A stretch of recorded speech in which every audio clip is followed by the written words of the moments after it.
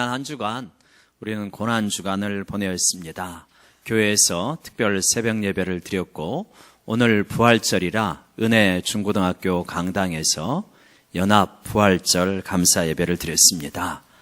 우리 중학생, 고등학생들이 새벽 예배에 많이 나왔고 또 한 중학생은 특세 기간 그리고 오늘 부활절 새벽 예배까지 나오는 모습을 보면서 참 마음속에 위로를 많이 얻었습니다.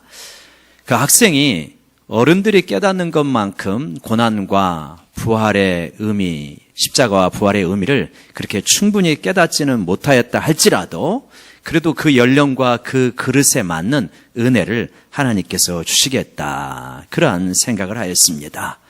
지난 한 주 십자가를 묵상하면서 또 부활을 묵상하면서 하나님께서 우리 가운데 주신 또 제 가운데 주신 그러한 의미 또 깨달음, 그런 거를 같이 오늘 말씀을 중심으로 해서 나누고자 합니다. 사실 십자가와 부활을 곰곰이 묵상한다면 기독교의 핵심적 진리가 십자가와 부활에 담겨져 있습니다. 도대체 성경 전체를 통해서 하나님께서 하시고자 하시는 말씀이 무엇이냐? 도대체 우리를 어떻게 만들어 가시고자 하고 이끌어 가시고자 하느냐? 그 핵심적인 진리가 십자가와 부활에 나타나 있다. 그래서 우리가 십자가와 부활을 잘 묵상하면 하나님께서 이거 하시려고 하는구나. 그러니까 이 성경 전체를 통해서 하나님께서 말씀하시는 핵심적인 줄기, 그거를 붙잡을 수 있게 되어지고 그 핵심적인 줄기가 붙잡히면 성경의 다른 부분들은 사실 그렇게 어렵지 않게 풀어갈 수 있습니다. 가장 하나님께서 중요하게 생각하고 또 그거를 통하여서 무엇을 하시려고 하시나 그것이 십자가 부활에 다 나타나 있다. 그런 부분을 나누고자 합니다. 전체를 다 나눌 수는 없겠지만 핵심적인 주제 한 3가지 정도로 나누고자 하는데요. 십자가와 부활, 특별히 십자가를 통해서 나타나는 첫 번째 의미는 바로 이것입니다. 한번 따라해 봅시다. 대속. 십자가는 대속의 십자가입니다. 대속이라고 하는 것은 대신하여서 속한다, 이런 뜻이죠. 속한다는 것은 용서한다, 이런 뜻입니다. 그러니까 대신하여서 죄사함을 받게 해주신다, 대신하여서 용서의 길을 열어주신다, 이것이 대속이라는 뜻입니다. 예수님 당시에 십자가 처형은 굉장히 가혹한 처형이었다. 그래서 아무나 십자가 처형을 하는 게 아니고 특별히 어떤 사람, 아주 흉측한 범죄를 저지른 사람 혹은 로마에 반역하여서 독립운동을 펼치는 사람, 이런 사람들을 처형하는 것이 십자가 처형이었습니다. 근데 예수님은 전혀 그런 죄를 지으신 바가 없죠. 흉측한 죄를 지으신 것도 없고 로마에 대해서 반역을 한 정치범도 아니었습니다. 예수님을 신문하고 재판하였던 빌라도는 4번이나 이 사람은 죄가 없다고 공개적으로 공표를 하기도 했습니다. 그런데도 예수님을 십자가에 못 박아 죽게 하는 최종 판결을 내립니다. 왜요? 예수님이 힘이 없기 때문에, 변호인이 없기 때문에, 무기력한 피지배지의 그러한 청년이기 때문에 그렇게 십자가에 죽으신 것입니까? 그렇지 않다고 말합니다. 성경은 예수님께서 십자가에 죽으신 것은 그러한 이유가 아니다. 저가 찔림은 우리의 허물 때문이요, 저가 상함은 우리의 죄악 때문이라. 그러면서 우리는 모두는 다 양 같아서 그릇 행하여 각기 자기가 원하는 길로 다 갔는데 그 각기 자기가 원하는 길로 간 그 죄악을 다 그분에게 담당시키셨다고 말씀을 하고 있습니다. 즉 예수님은 죄가 없는데 우리의 죄를 대신 짊어지시고 끔찍한 십자가 처형을 당하셨다. 하나님의 아들이 이 땅에 오셔서 십자가의 죽음을 당하십니다. 그러면 그것이 하나님께서 가장 중요하게 생각하는 문제라는 걸 알 수 있죠. 무엇이요? 죄, 허물, 자기 길을 가고자 하는 것, 이것이 가장 무서운 죄라는 거예요. 그런데 막상 우리는 살아가면서 그게 그렇게 중요하고 본질적인 문제인가 생각할 때가 많죠. 그렇게 중요하고 본질적인 문제는라면 그거를 위하여서 굉장히 애를 써야 되는데 그렇지 않잖아요. 우리 대부분의 가장 중요한 문제는 뭡니까? 아마 10중 8구 먹고 사는 문제가 아닐까요? 그래서 그렇게 새벽부터 밤늦게까지 일을 하잖아요. 왜요? 정말 이 땅에 이 공의로운 나라를 위하여서 그럽니까? 아닐 거요. 그냥 먹고 살기 위하여서. 그래서 우리 이제 그 사랑하는 아들, 딸도 예배를 같이 드리는데, 야, 고난주간인데, 이렇게, 새벽 예배를 이렇게 같이 가야 되지 않겠냐. 그랬더니 자기는 금식하니까 새벽 예배 안 가도 된다 그래요. 그리고 오늘 부활절 연합 새벽 예배 이렇게 같이 가야 되지 않겠냐. 자기 공부할 게 너무 많아가지고, 밤 늦게까지 공부해서 가기가 어렵다는 거예요. 그래서 참 그런 부분이 중요하기도 하지만, 진짜 본질적인 문제는 이 죄의 문제이고 이 허물의 문제고 하나님 앞에서 살아가는 부분인데, 가장 본질적인 부분을 우리가 얼마나 좀 중요하게 생각하고 있는가, 그런 생각을 잠시 해봅니다. 근데 왜 죄가 이렇게 중요한데도 불구하고 현실적으로 죄는 중요하게 안 다가오는가? 왜 그렇습니까? 그것은 우리가 일상에서 부딪히는 건강의 문제, 물질의 문제, 먹고 사는 문제, 취업의 문제, 이런 것들이 너무 시급하게 다가오기 때문에, 이런 거는 당장 해결되지 않으면 너무 고통이 되어지는데, 죄의 문제는, 하나님과의 관계 문제는 당장 해결되지 않아도 괜찮은 것 같아요. 큰 문제가 없는 것 같아요. 그러니까 당장 발등에 떨어진 불이 현실적인 문제이기 때문에 이것은 시급하지만, 죄의 문제는 당장 시급한 문제가 아니에요. 그리고 그냥 예수 믿으니까 해결되었지, 이렇게 생각하기도 해요. 그래서 아주 시급하게 이 문제를 해결해야 된다고 생각하지 않습니다. 그런데 십자가는 우리에게 무엇을 강조하냐면 아니라는 거예요. 지금 너희의 가장 중요한 문제는 먹고 사는 문제, 그것이 발등에 떨어진 불인 것 같지만 진짜 본질적인 문제, 가장 시급한 문제는 너의 죄의 문제이다. 하나님과의 관계의 문제이다. 이것이 가장 본질적이고 시급한 것이고 우선순위이다 라고 이렇게 말씀하십니다. 어떤 목사님이 부활절에 하신 설교의 내용인데요, 이런 내용이에요.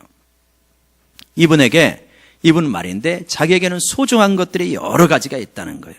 자녀들은 아버지로서 자기를 존경하고, 아내는 남편으로서 자신을 사랑해 줍니다. 성도들은 제법 좋은 목사로 자기를 인정해 줍니다. 그런데 이 모든 것이 다 무너져 내린다면 내 인생은 아무것도 아니라는 거예요. 근데 이 복된 모든 만남과 관계를 깨트리는 일이 있는데, 그것은 뭐냐면 죄와 허물이다. 내가 지은 죄, 허물의 10분의 1만 드러난다면 자녀들은 나를 존경하지 않을 것입니다. 아내는 나를 사랑하지 않을 것입니다. 성도들은 나를 목사로 인정하지 않을 것입니다. 그렇다고 한다면 내 인생은 아무런 의미가 없습니다. 근데 내 죄와 허물의 10분의 1만 드러나면 이 모든 관계는 다 깨어져 버리고 내 인생은 아무런 의미가 없다는 거예요. 그런데 예수 그리스도의 십자가를 통하여서 하나님께서 나의 모든 죄와 허물을 다 덮어주셨다. 그래서 나는 이 대속의 은혜야말로 가장 큰 은혜라고 생각한다. 그 부활절 설교에서 그렇게 말씀을 하신 것을 제가 들었습니다. 보았습니다. 여러분, 이 목사님만 그런 것이 아니라 우리 모두 마찬가지 아니겠습니까? 우리가 한 20대 초반의 젊은이라면 뭐가 그렇게 죄와 허물이 많아라고 이렇게 생각할지 모르지만, 인생을 어느 정도 살고 중년을 넘어가면 참 자신에게 죄와 허물이 많이 있다고 하는 것을 깨닫게 되어집니다. 그러니까 마음의 동기 말고도 실제적으로 내가 한 선택과 말과 삶에서 이 10분의 1, 한 이것만 좀 드러난다면 정말 인정하기 어렵다, 존경하기 어렵다, 사랑하기 어렵다, 이런 삶으로 나타날 수가 있는 거예요. 그런데 예수 그리스도의 십자가를 통하여서 하나님께서 우리의 모든 죄와 허물을 다 덮어주셔서 하나님 앞에 서게 될 때 한 점 흠도 없는 의로운 사람으로 인정해 주시고 받아주시는 줄로 믿습니다. 그것이 얼마나 감사한 일이고 얼마나 감격스러운 일인가.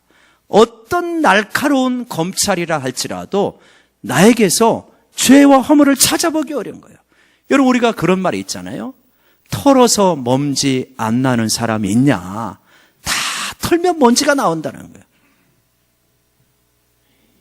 그런데 예수 그리스도를 믿는 우리는 하나님 앞에 갔을 때 사탄이 우리를 붙들고 막 털어보는 거예요. 터는데 모르는 거예요. 의로움만 풀풀 이렇게 의로움의 몸지만 나오게 되어지는 거예요. 얼마나 감사합니까? 여러분, 옆 사람 바라보면서 축복하기 원합니다. 털어도 먼지 안 나는 사람에 대해서 참 감사합니다. 진짜 털어도 먼지 안 나는 사람이 되어서 정말 감사하고 축하합니다. 털어도 먼지가 안 난대요. 이게 우리 때문이 아니라 예수 그리스도의 십자가의 대속의 은혜 때문에. 이게 십자가가 첫 번째 우리에게 가르쳐주는 진리입니다. 그런데요, 두 번째, 이 십자가와 부활은 우리에게 중요한 것을 한 가지 더 가르쳐주는데 이것입니다. 한번 따라해 보겠습니다. 자아의 죽음. 여러분, 만약에 이 대속의 십자가로만 말을 한다면 진짜 그리스도인은요, 얄미운 사람입니다. 나는 가만히 있고 자아는 가만히 있으면서 나 의로워졌어. 나 털어도 먼지 안 나는 사람이야. 그러면서 얄미운 행동은 계속합니다. 그러면서 완전히 양심범이에요. 그러니까 누가 건드리지도 못합니다. 회개했다고 하면서 눈물은 흘리지만 반복하여서 죄를 짓습니다. 야, 이거 얼마나 얄미운 사람입니까? 그런데 십자가는 그렇지 않다는 걸 말해요. 그거는 완전히 복음을 오해한 것입니다. 전혀 그렇지 않습니다. 십자가는 대속의 의미를 진정으로 밝혀주는데 그 대속은 뭐냐면 내가 가만히 있으면서 내 바깥에서 내 죄만 처리한 게 아니라 이 죄를 저지르고 있는 자, 그리고 이 죄와 도저히 분리될 수 없는 내 인격, 그 자와 인격이 십자가에서 같이 처리가 되었다고 하는 것을 보여주는 것입니다. 구약적인 용어로 말하면 이런 거죠. 구약에 제사를 지낼 때 이렇게 하지 않습니까? 양을 데리고 갑니다. 소를 데리고 갑니다. 그리고 그 머리에 손을 얹습니다. 그래서 하나님 앞에 기도하는 거죠. 손을 얹으면서 하나님, 제가 이러이러한 죄를 지었는데 이 죄를 이 양에게 전가시킵니다. 옮깁니다. 그리고 나서 이제 제사장의 도움을 받아서 양을 잡습니다. 그리고 번제를 드리고 속죄제를 드립니다. 그렇게 다 제사를 지내고 나면 제사장이 너의 죄가 속하여졌다. 네 죄 하나님 앞에서 용서를 받았다. 그러면 돌아섭니다. 하나님 감사합니다 하고 돌아서고 자기 집으로 갑니다. 근데 이전에 누군가에게 막 못된 짓을 하고 제사를 지내고 그리고 용서를 받고 와가지고 다시 돌아오자마자 그 짓을 또 합니다.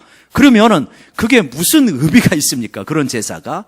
그런데 한두 번이 아니고 그런 짓을 그냥 반복해서 해서 그게 인격이 되었어요. 그러니까 하나님께서 뭐라고 그러시냐면, 야, 그런 제사 더 이상 드리지 마라. 나 그런 제사 받기가 너무 힘겹다고 말씀하십니다. 당연하겠죠. 그거는 그건 대속이 아니죠. 대속을 악용하는 거죠. 그 짐승을 잡는다고 하는 것은 뭐냐면, 하나님, 나는 죄를 지었는데 이 양은 사실은 죄를 짓지 않았지만 나를 대신해서 양이 죽습니다. 그러한 마음으로 이 양이 죽는 모습을 보면서 내가 죄의 무서움을 깨닫고 죄를 지은 내가 제물로 바쳐집니다. 이런 의미로 양을 잡아서 속죄제와 번제를 드리지 않겠습니까? 마찬가지죠. 죄를 지었던, 죄와 분리될 수 없던 자아, 인격, 그것이 십자가에서 같이 죽는 것입니다. 특별히 이 자아의 특징은 무엇이라고 말씀드렸습니까? 무엇 때문에 그렇게 자아가 죄를 짓고 살아갑니까? 그 자아의 밑바탕, 자아의 핵심, 이 하드코어에는 무엇이 있냐면 교만과 욕심이 자리를 잡고 있습니다. 이 교만과 욕심으로 뭉쳐진 자아가 십자가에 죽게 되어지는 것, 그것이 바로 십자가의 의미라고 분명하게 말씀해주고 있습니다. 나는 그렇게 교만하지 않는데요. 나는 그렇게 욕심이 많지 않은데요. 아니요. 잘 살펴보면 얼마나 이렇게 교만과 욕심이 이 숨어 있다가 기회만 되면 기가 막히게 튕겨져 나옵니다. 그렇게 비유할 수 있죠. 우리 어렸을 때 이제 그 목욕탕 같은데 저희 어렸을 때는 목욕탕이 별로 없었고 큰 그렇게 고무 다란이 있지 않습니까? 그 속에 들어가서 이제 놀이를 할 때 공 같은 거 가지고 가고 풍선 같은 거 가지고 들어가서 이제 거기서 놉니다. 그래가지고 그걸 이제 깔고 앉기도 하고 누르기도 하면 잠시 누를 때는 이렇게 있는 것 같지만 조금만 손을 비껴하면 금방 튀어나오지 않습니까? 마치 그런 것처럼 우리 속에 있는 욕심과 교만이 잘 누르고 있다가 금방 기회만 되면 튕겨져 나오는 거예요. 언제 그랬냐 쉽게 그냥 튕겨져 나오는 것이죠. 그러다 보니까 그런 것들이 우리 안에 여러 가지 삶의 형태로 나타납니다. 가정에서 왜 그렇게 싸우고 불화가 많습니까? 그것 때문에 그렇잖아요. 내 주장, 내가 높아지고 싶고 내가 왕노릇하고 싶고 내 말이 들려져야 되고 내 말대로 해야 되고 근데 엄마도 내 말대로 해야 되고 아빠도 내 말대로 해야 되니까 갈등이 생길 수밖에 없죠. 진짜 누가 옳으냐 그것을 따져가지고 객관적으로 판단해서 우리 모두의 유익이 무엇이냐라고 하기보다는 나중에 이런 것들이 자꾸 주장이 되어지면 감정 싸움이 되어집니다. 교회도 마찬가지죠. 교회가 왜 시끌시끌합니까? 정말 하나님의 뜻은 이것입니다. 그것 때문에 진리 때문에 시끄러운 게 아니라 내 주장이 나의 주장과 너의 주장이 갈등해서 다툼이 일어나기 때문에 교회가 시끄러운 거 아니겠습니까? 여러분, 우리의 자아가 부풀린 것은 우리 부흥회 때 김성년 목사님이 와가지고 그런 말씀을 나누셨죠. 뭐라고 그러셨냐면 우리는 자아를 너무 부풀려 나가지고 이런 기준들을 가지고 있다.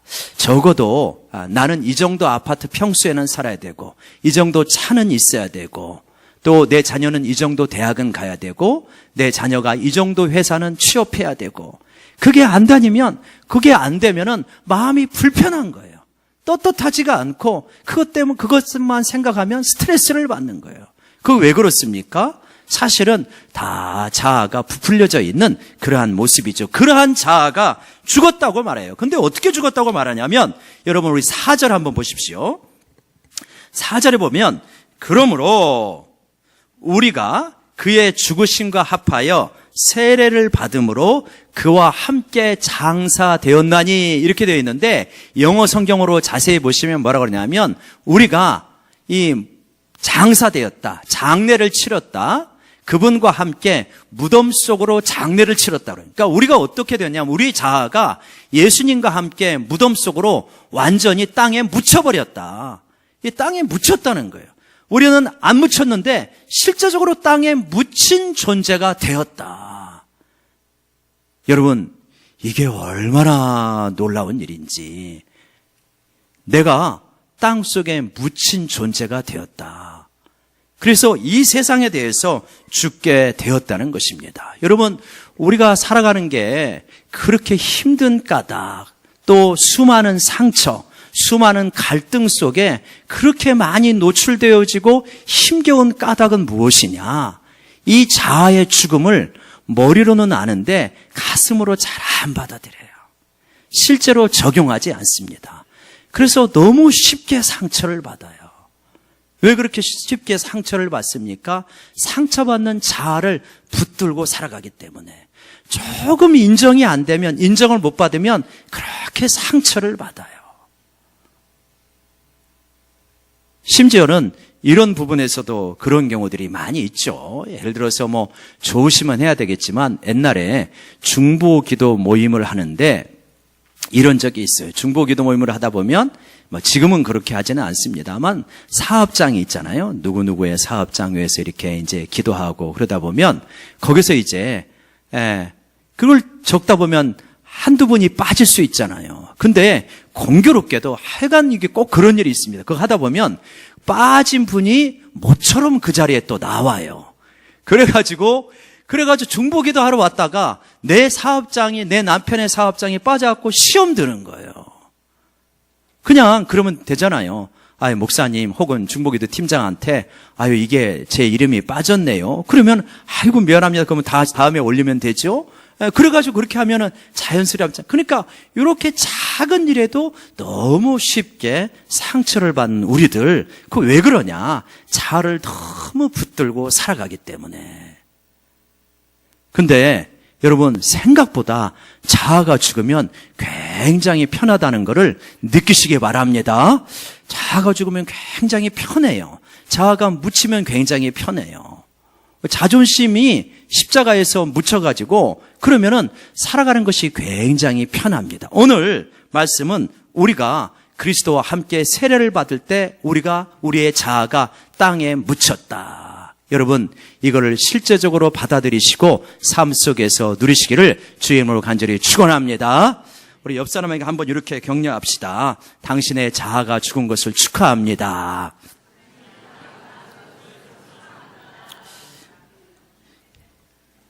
어떤 분은 이렇게 질문하실 수 있어요. 그럼 목사님은 잘 죽으십니까? 잘 안 죽어요.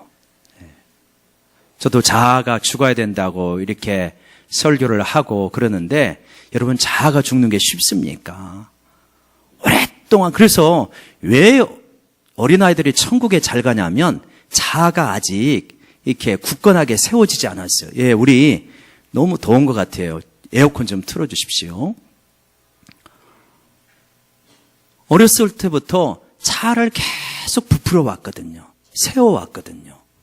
세워왔던 이 자아를 이렇게 죽여야 된다고 하니까, 성경에서 말씀에 죽여야 된다고 하니까 죽이려고 하는데 이게 잘 안 되는 거예요. 사도 바울 같은 위대한 사도도 나는 한 번만 죽노라 하지 않았어요. 나는 어떻게 죽노라? 날마다 죽노라. 날마다 죽노라. 염려하는 자, 근심하는 자, 쉽게 분노에 쌓이는 자, 그리고 높아지고 싶은 자, 이런 자아가 이게 한 번에 죽지 않습니다.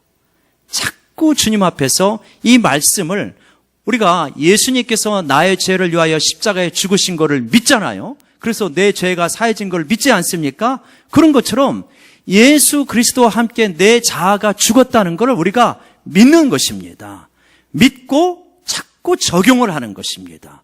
그러면 실제로 자아가 죽는 역사가 일어나는 거죠. 조금씩 일어나. 한 번 죽는다고 해서 완전히 사라지는 것이 아니라 자꾸 적용이 되어지면서 이제 자꾸 인정받으려고 하지 않습니다. 자꾸 자신을 드러내려고 하지 않습니다. 자꾸 비교하려고 하지 않습니다. 자꾸 경쟁하려고 하지 않습니다. 여러분, 교만에서 경쟁이 나와요.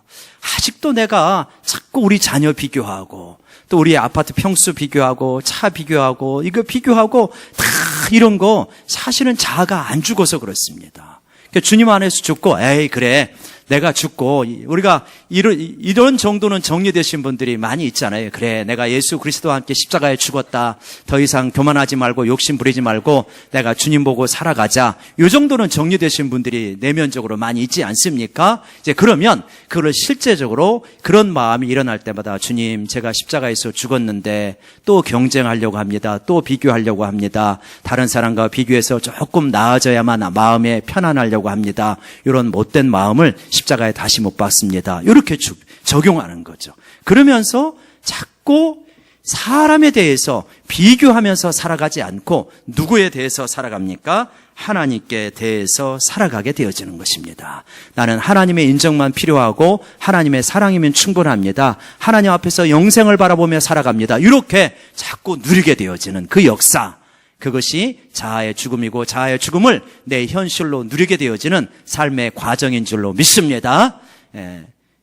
저는 그렇게 애를 씁니다 라고 자신 있게 말 못합니다. 조금 하려고 씨름하고 있습니다. 이 정도밖에. 지금 제 수준이 그 수준인 것 같아요.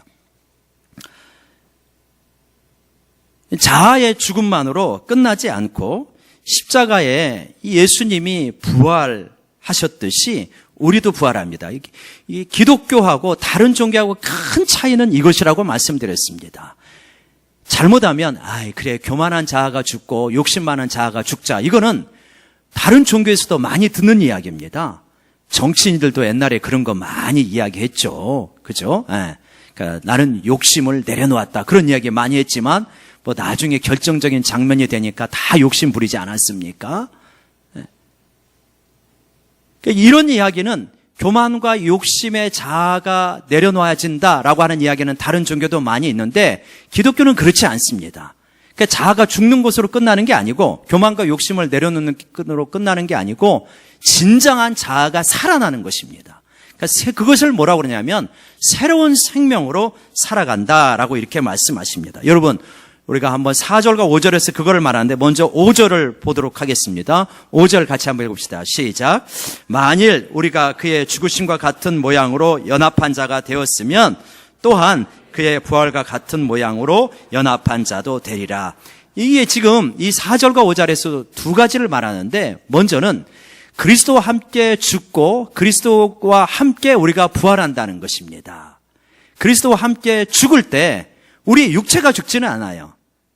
그렇지만 부활할 때 우리 육체, 예수님이 육체가 부활한 것처럼 우리의 육체도 부활하는 줄로 우리는 믿습니다. 그러니까 예수님의 정신이 부활한 게 아니라 예수님의 말씀만 부활한 게 아니라 예수님이 실제적으로 부활하셨잖아요. 그런 것처럼 우리도 부활한다는 것을 실제로 믿는 거예요.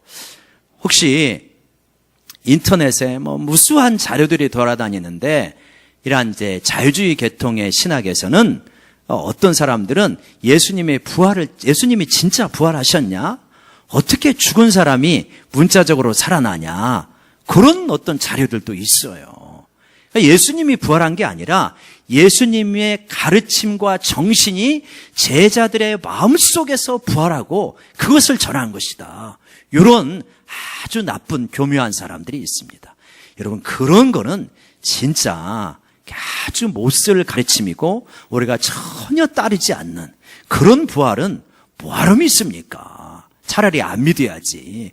우리는 실제적으로 예수님께서 육체를 가지고 부활하신 걸로 믿습니다.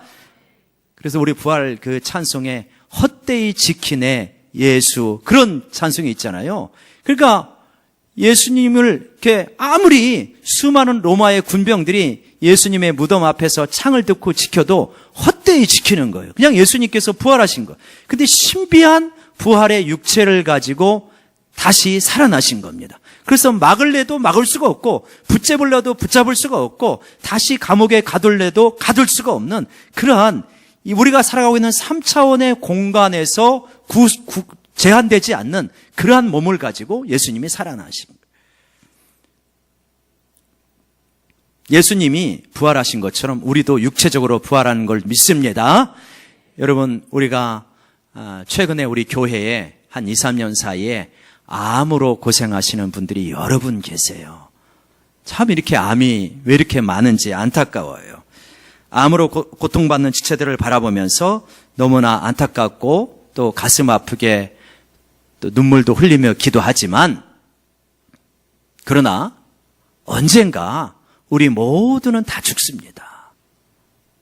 올해도 장례 예배가 있을 겁니다. 내년에도 장례 예배가 있을 것이고 언젠가 저의 장례 예배도 치르게 될 것입니다. 우리 모두는 다 죽어요. 다만 시간의 문제일 뿐이에요. 그것이 가까이 있느냐 멀리 있느냐 피할 수 없는 죽음이죠. 육체적인 죽음. 그러나 죽음 앞에 우리는 굴복하지 않습니다. 왜요? 예수님이 부활하셨듯이 우리도 똑같이 육체를 가지고 부활할 것을 믿기 때문에 여러분 이 부활절은 죽음의 권세를 깨트린 이 부활절은 그래서 우리에게 가장 놀라운 축복의 절기다. 모든 인생은 죽음 앞에 굴복할 수밖에 없고 잘나봤자 인생 살고 보니까 잘나봤자 별거 없어요. 많은 것을 가지고 있어봤자 별거 없고요. 아주 높은 지위에 올라가도 별게 없습니다. 옛날에 주중 대사를 했던 김학중 대사가 우리 송탄 지역에 와가지고 간증한 적이 있잖아요. 그러면서 자기는 대통령이 되면 자기 마음대로 할 줄 알았대요. 근데 대통령 근처에 가보니까 대통령이 진짜 자기 마음대로 할 수 있는 게 별거 없더라. 야당 눈치 봐야 되고 언론 눈치 봐야 되고 국민 눈치 봐야 되고, 그래서 대통령이 진짜 자기 마음대로 할 수 있는 게 별거 없더라. 여러분, 많은 소유, 많은 지식, 높은 지위가 대단한 것 같아도 사실 별게 없는 것이다. 어차피 한평생 살고 누구나 다 죽음 앞에 굴복할 수밖에 없는데, 그러나 우리는 육체적으로 부활하는 그 영생을 소유한 존재들이다. 여러분, 우리는 그거를 분명하게 붙잡고 살아야 될 줄로 믿습니다. 자, 그게 육체적인 부활을 믿는데, 지금 로마서 6장에서는 그 말씀보다 더 중요한 말씀을 하십니다. 그거는 뭐냐면 우리가 새로운 자아로 살아간다는 거예요. 예수와 함께 죽고 옛 자아, 그리고 교만과 욕심으로 뭉쳐진 이 자아가 죽고 새로운 생명 가운데 살아가는 존재가 되어지게 된다. 4절의 후반부 한번 보여주실까요? 이는부터 같이 해보세요. 시작. 이는 아버지의 영광으로 말미암아 그리스도를 죽은 자 가운데서 살리신과 같이 우리로 또한 새 생명 가운데서 행하게 하려 함이라. 새로운 생명, 그리스도를 새롭게 살리신 것처럼 우리로 옛 자아 속에서, 옛 사람 속에서 살아가는 게 아니라 새로운 사람으로 살아가게, 새로운 생명으로 살아가게 만든다. 하늘로부터 부여받은 새로운 영적 생명을 가지고 살아가게 된다. 그것이 현실적으로 어떻게 살아간다는 거냐? 옛 생명과 새 생명이 완전히 대조가 됩니다. 옛 생명의 특징은 뭐냐면 교만이에요, 욕심이에요, 자아입니다. 그리고 영원한 파멸입니다. 죄의 종이에요. 근데 새로운 생명은 뭐냐면 교만 대신 겸손의 사람으로 살아가는 것입니다. 그리고요, 욕심 대신 내려놓음의 삶을 살아가는 것이고요, 자기를 주장하는 대신 자기 부인의 삶을 살아가는 것입니다. 이게 뭐냐면 교만과 욕심과 자기 주장이 똘똘 뭉쳐진 게 하나의 이 복합체가 뭐냐면 죄라고 말하고 있는 거예요.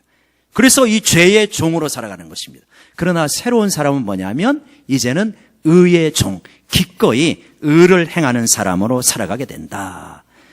그래서 이렇게 살아가는 삶이 어떤 삶이냐? 사도 바울은 말했어요. 사도 바울은 내가 부활하신 예수님을 만나고 보니까 이전에 살아갔던 삶이, 이전에 추구했던 그 모든 것, 사도 바울이 추구했던 것이 무엇입니까? 성공이었습니다. 출세였습니다. 바리새인으로서 위대한 학자가 되는 것이었습니다. 그러한 모든 것들, 자기가 추구했던 그 모든 것, 그것이 내가 부활하신 예수님, 새로운 생명을 가지고 살아가다 보니까 다 무엇과 같더라? 배설물과 같더라. 배설물. 엄청난 말이죠. 새로운 생명 속에서 살아가는 사람들은 이 세상 사람들이 추구하는 것들을 뭘로 여긴다? 배설물로 여긴다. 이 완전히 새로운 존재로 바뀌어버리는 것입니다. 새 생명 가운데 살아가게 된다라고 말씀하십니다. 여러분, 예수님은 십자가에 죽으시고 부활하셨는데 우리와 분리되어서 십자가에 죽으시고 부활하신 게 아니라 우리를 포함하고 우리와 연합하여서 십자가에 죽으시고 부활하셨습니다. 그걸 통해서 뭐 하시려고, 도대체 무엇 하시려고 십자가에 죽으시고 부활하셨는가? 우리의 죄의 문제를 근본적으로 해결하시려고.